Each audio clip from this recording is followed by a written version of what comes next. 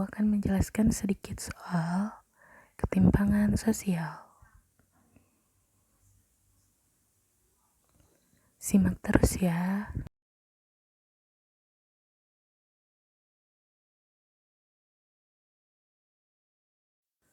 Ketimpangan sosial adalah ketidakseimbangan yang terlihat jelas dengan adanya jarak atau gap di antara golongan dalam masyarakat. Jarak atau gap ini dapat disebabkan oleh perbedaan status sosial, ekonomi, maupun budaya.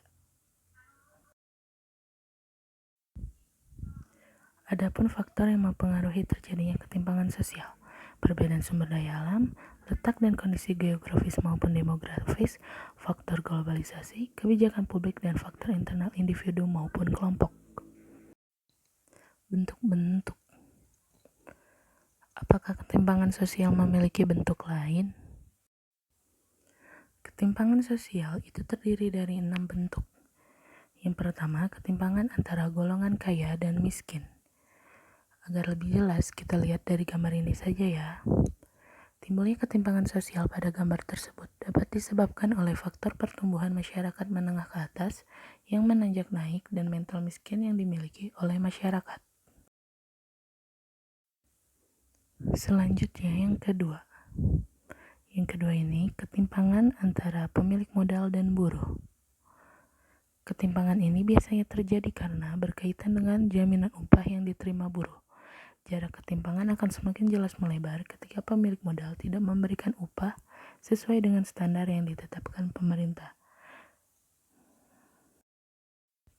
Yang ketiga, ketimpangan pembangunan. Ketimpangan ini juga jelas terlihat loh. Kalau kita lihat lebih lanjut dan lebih dekat, pembangunan di Pulau Jawa dan di luar Pulau Jawa itu sangat terlihat perbedaannya. Yang keempat, ada ketimpangan kesempatan. Ini juga bisa kita lihat di sekitar kita ya.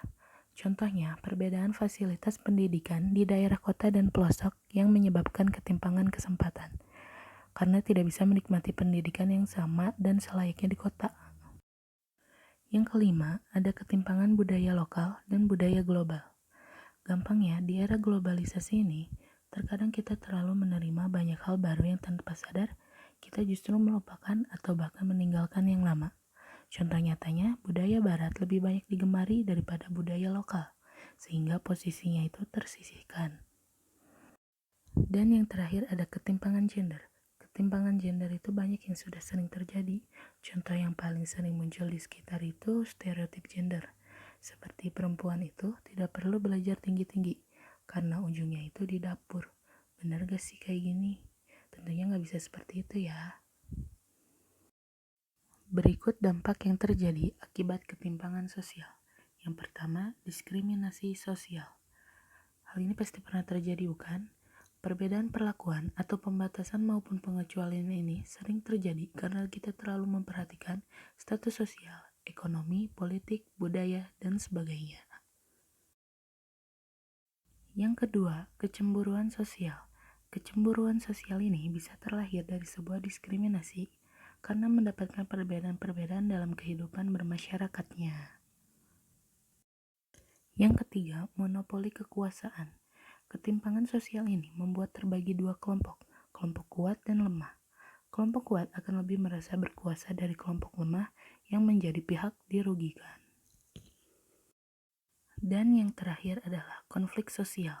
Ketimpangan ini diakibatkan perbedaan-perbedaan yang tercipta sehingga membuat terjadinya konflik sosial akibat perbedaan-perbedaan tersebut. Suatu konflik dicirikan ketika dua pihak atau lebih terlibat konflik, ada tujuan tertentu, perbedaan pikiran, perasaan, dan terdapat tindakan yang mendukung konflik. Untuk mencegah ketimpangan sosial, ada beberapa sikap kritis untuk mengatasi ketimpangan sosial. Pertama, selalu menjaga komunikasi sosial. Yang kedua, toleransi dan menghargai pendapat, seperti dengan semboyan negara kita Bhinneka Tunggal Ika.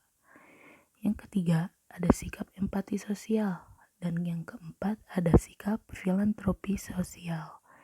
Filantropi sosial itu tindakan seseorang yang mencintai sesama manusia, serta nilai kemanusiaan sehingga ia menyumbangkan waktu tenaganya untuk menolong orang lain.